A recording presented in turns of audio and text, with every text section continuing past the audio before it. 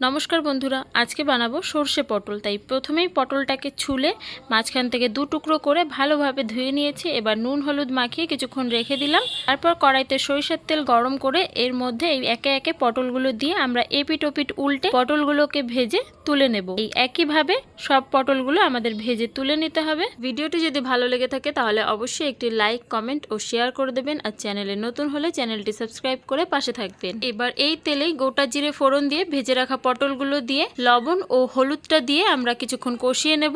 এখানে লবণটা আপনারা টেস্ট অনুযায়ী দেবেন, যেহেতু পটল ভাজার সময় আমরা লবণ দিয়েছিলাম। এবার 4টে কাঁচা পাকা লঙ্কা চিড়ে মাঝখান দিয়ে দিলাম ও দিয়ে দিলাম সামান্য পরিমাণে জল। এবার কিছুক্ষণ রান্না করে সরিষা বাটা দিয়ে আবারও কিছুক্ষণ রান্না করে নেব ও উপর থেকে 3টে পাকা লঙ্কা দিয়ে কিছুক্ষণ রান্না করে যখন ঝোলটা একটু ঘন হয়ে আসবে তখন নামিয়ে গরম গরম ভাত বা রুটি যে কোনো একটার সাথেই পরিবেশন করতে পারেন এই সর্ষে পটল।